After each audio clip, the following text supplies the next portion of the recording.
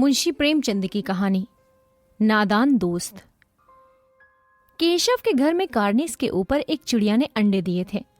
केशव और उसकी बहन श्यामा दोनों बड़े ध्यान से चिड़ियों को वहां आते जाते देखा करते। सवेरे दोनों आंखें मलते कॉर्निस के सामने पहुंच जाते और चिड़ा या चिड़िया दोनों को वहां बैठा पाते। उनको देखने में दोनों बच्चों को ना मालूम क्या मजा मिलता।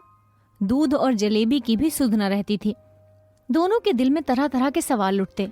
अंडे कितने बड़े होंगे, किस रंग के होंगे, कितने होंगे, क्या खाते होंगे, उनमें बच्चे किस तरह निकल आएंगे, बच्चों के पर कैसे निकलेंगे, घोंसला कैसा है। लेकिन इन बातों का जवाब देने वाला कोई नहीं।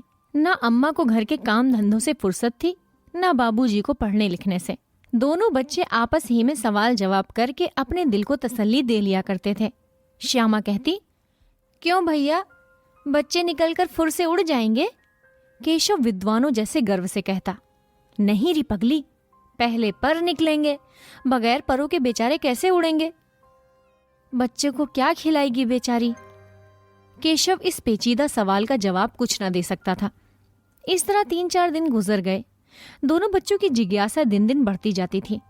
अंडों को देखने के लिए वो अधीर हो उठते थे। उन्होंने अनुमान लगाया कि अब बच्चे जरूर निकल आए होंगे। बच्चों के चारे खाने का सवाल अब उनके सामने आ खड़ा हुआ। चिड़िया बेचारी इतना दाना कहाँ पाएगी कि सारे बच्चों का पेट भरे? गरीब बच्चे भूख के मारे चूं चूं करके मर जाएंगे। इस मुसीबत का अंदाजा करके दोनों घबरा उठे। दोनों ने फैसला किया कि कॉर्निस पर थोड़ा सा दाना रख दिया जाए।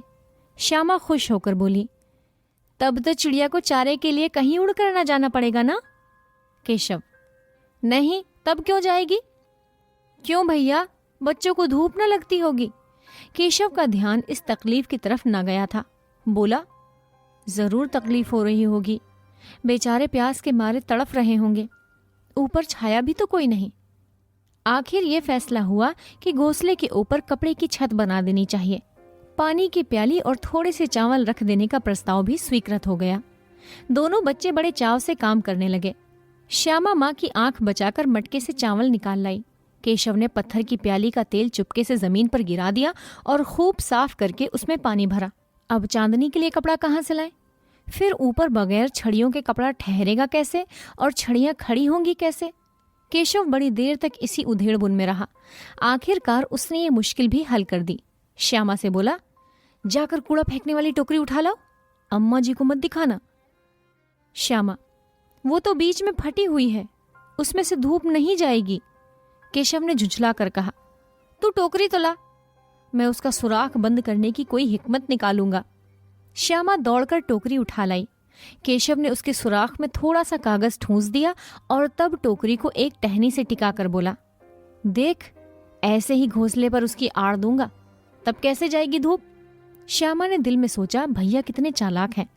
गर्मी के दिन थे, बाबूजी दफ्तर गए हुए थे। अम्मा दोनों बच्चों को कमरे में सुलाकर खुद सो गई थी, लेकिन बच्चों की आंखों में आज नींद कहाँ। अम्मा जी को बहकाने के लिए दोनों दम रोके आंखें बंद किए मौके का इंतजार कर रहे थे। ज्यों ही मालूम हुआ कि अम्मा जी अच्छी तरह सो गईं, दोनों चुपके से उठे और बहुत धीरे से दरवाजे की सिटकनी खोलकर बाहर निकल आए। अंडों की हिफाजत करने की तैयारियां होने लगी। केशव कमरे में से एक स्टूल उठा लाया, लेकिन जब उससे काम न चला तो नहाने की चौकी लाकर स्टूल के नीचे रखी और डरते डरते स्टूल पर चढ़ गया। श्यामा दोनों हाथों से स्टूल पकड़े हुए थी। स्टूल की चारों टांगे बराबर न होने के कारण जिस तरफ ज्यादा दबाव पाता था जरा सा हिल जाता था।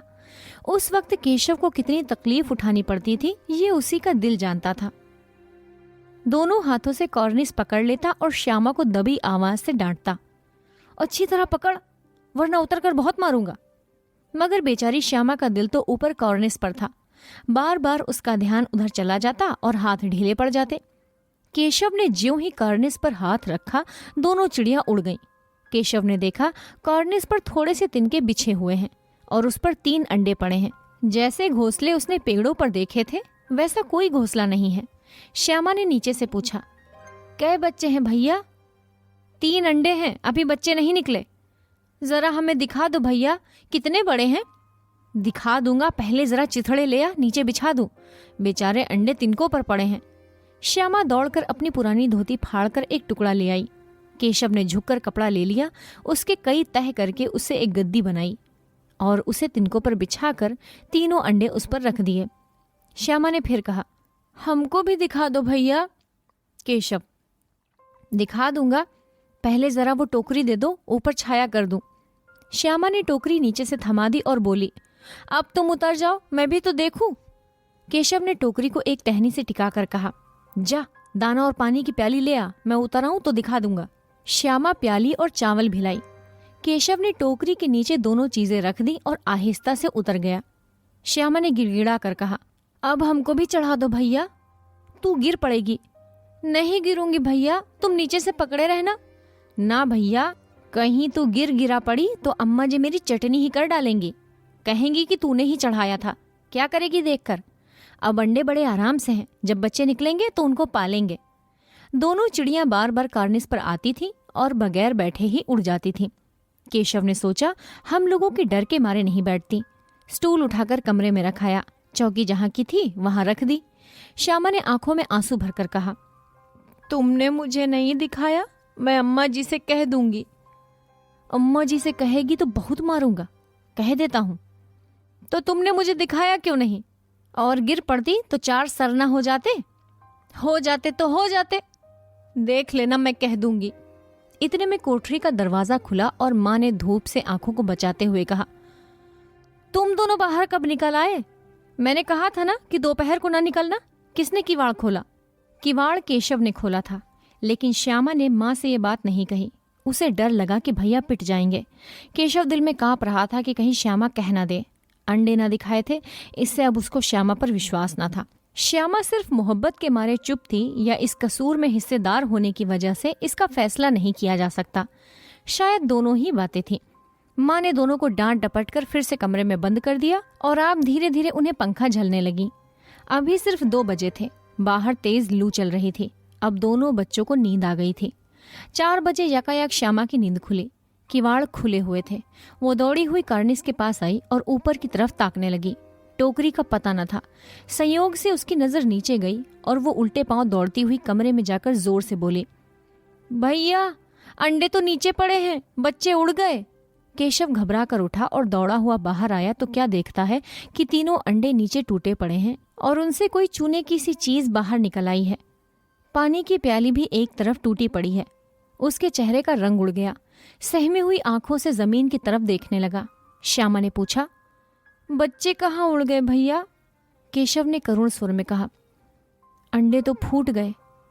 और बच्चे कहाँ गए? तेरे सर में, देखती नहीं अंडों से उजला उजला पानी निकल आया है। वही 2-4 दिन में बच्चे बन जाते। माँ ने सोटी हाथ में लिए हुए पूछा, तुम दोनों वहां धूप में क्या कर रहे हो? श्यामा ने कहा, अम्मा जी चिड़ियों के अंडे टूट पड़े हैं। माँ ने आकर टूटे हुए अंडों को देखा और गुस्से से बोली, तुम लोगों ने अंडों को छुआ होगा। अब तो श्यामा को भैया पर जरा भी तरस ना आया। उसी ने शायद अंडों को इस तरह रख दिया कि वो नीचे गिर पड़े। इसकी उसे सजा मिलनी चाहिए। बोली, इन्होंने अंडों को छेड़ा था अम्मा जी। माँ ने केशव से पूछा, क्यों रे? केशव भीगी बिल्ली बना खड़ा रहा। माँ, तू वहां पहुंचा कैसे?